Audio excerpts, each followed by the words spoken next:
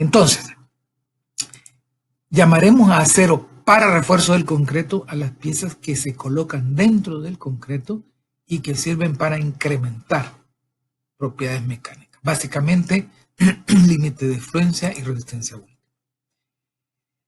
La idea de usar el concreto reforzado es participar de manera conjunta con el concreto de tal manera que el concreto absorba los esfuerzos de compresión y el acero absorba los esfuerzos de tensión. Y así logramos un material de mejor desempeño.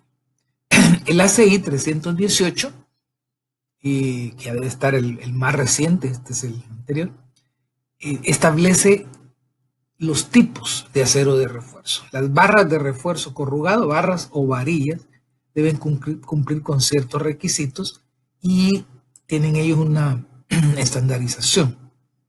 La letra A es acero al carbono y lo asocian con la norma A615.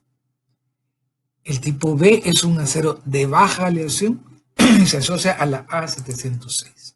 Y luego está el acero inoxidable y el acero de rieles y ejes que usamos mucho menos en el área de la construcción en El Salvador. Entonces, los más importantes para nosotros serán el A615 y el A706. Observe que uno es acero al carbono y el otro es un acero aliado de baja aleación.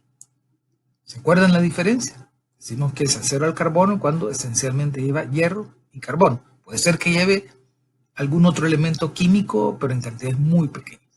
Cuando hablamos de aceros aleados, es que llevan otros elementos químicos para lograr efectos diferentes o particulares. Entonces, las varillas o barras de acero en refuerzo son de forma circular, son especie de cilindros, pero tienen una corruga. Si ustedes miran en esta imagen, tienen como unas protuberancias que son precisamente para lograr una mejor adherencia con el concreto. No usamos varillas de acero lisa, salvo la varilla más delgadita, que es la de 1/4, que sí, pues no la fabrican de otra manera. Entonces esto hace que la medición del área no sea tomándolo como quien dice con una cinta métrica, sino a través de parámetros relacionados con el peso volumétrico que establecimos anteriormente, de 7.800. Entonces lo que se hace es medir una pieza de 1 metro, sacar el peso por metro, y de esa manera se obtiene el diámetro nominal que nos lleva al área nominal.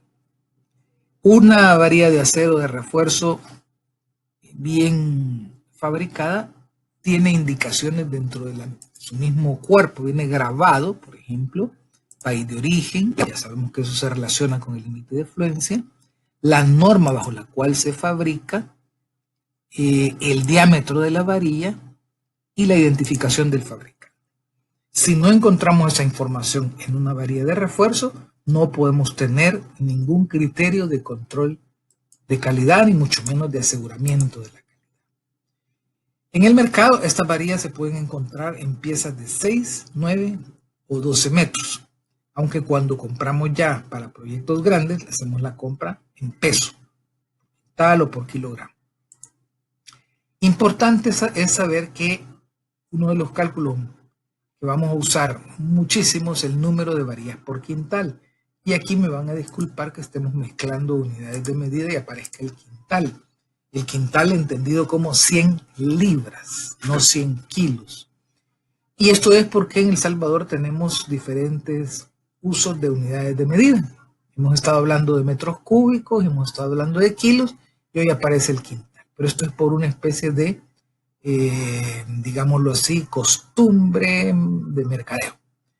Entonces, la denominación de las varillas está en función del diámetro al cual se le asocia un código numérico.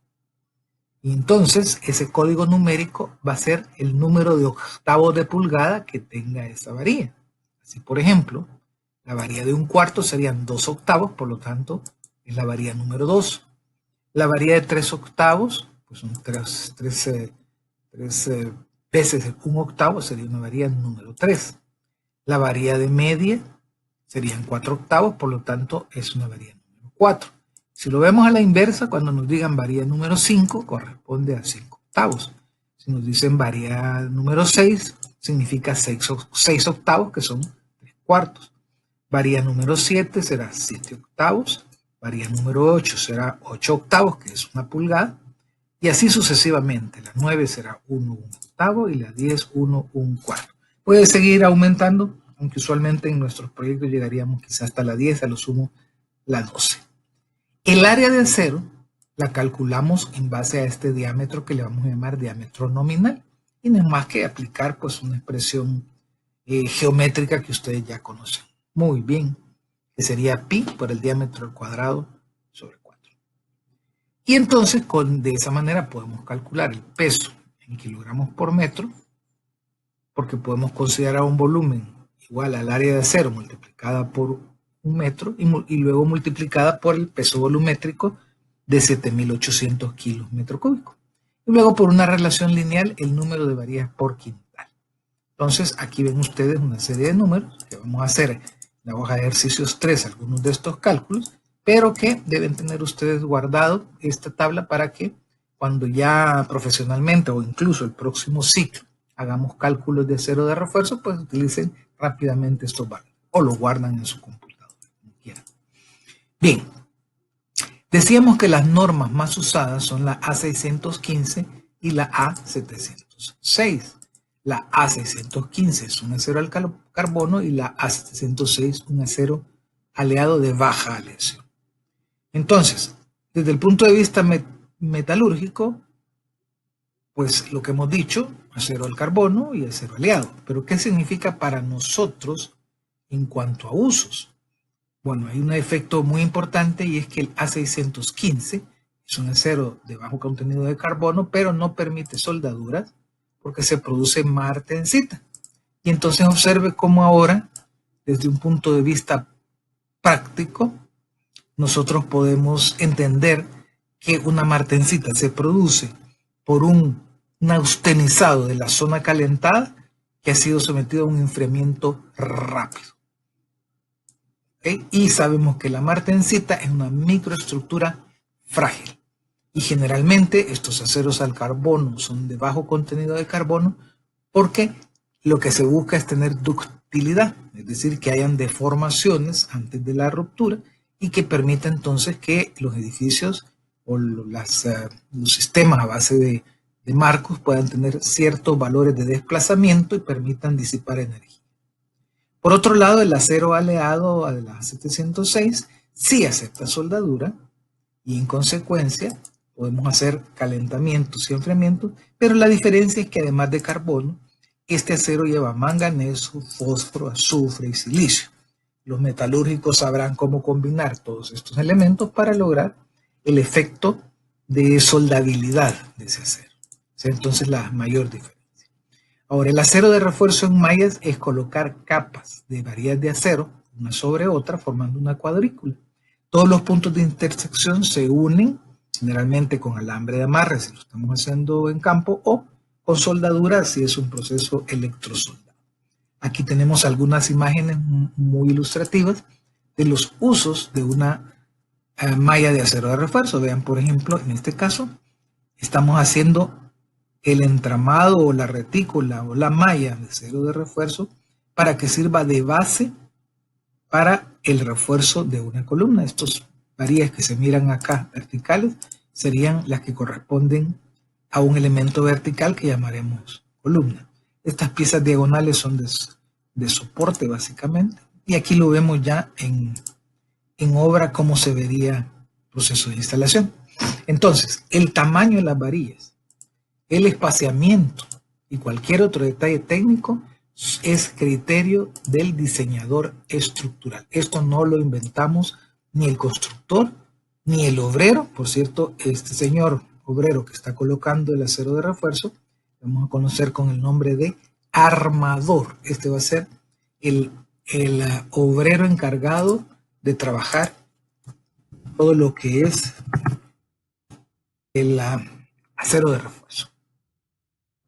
Entonces se deben cumplir los requisitos de la ASTM A184 en todo lo que corresponde a estos elementos. Las mallas electrosoldadas son alambrones de acero. Cuando decimos alambrones estamos hablando del orden de 1 octavo de diámetro, sea, más abajo de la número 2, que se colocan de manera longitudinal y transversal formando la cuadrícula, y la intersección se une por medio de una soldadura eléctrico resistente, que se trata de un principio de fusión combinado con presión. Evidentemente el acero que se use debe ser un acero soldable. Entonces, ¿cómo se ven estas mallas? Aquí tenemos algunos ejemplos donde la malla que se ha preparado de manera industrializada, en esta imagen, nosotros ya en obra pues la colocamos casi siempre como refuerzo en elementos horizontales tipo losas de entrepiso, que son muy prácticas y relativamente baratas. Luego tenemos el acero de refuerzo en fibras, que son filamentos delgados que lo que hacen es aumentar la capacidad del concreto y del mortero para absorber energía, y específicamente capacidad de resistencia a tensión. ¿Para qué? Para minimizar el agrietamiento. Esta sería una alternativa cuando estamos usando un cemento tipo GU en una situación en que estamos casi seguros que vamos a tener agrietamiento. Entonces lo que hacemos es agregarle fibra, en este caso fibra de acero. Cuando veamos materiales poliméricos veremos que también hay fibra de polipropileno. Y aquí está la norma que lo rige, que es la A820.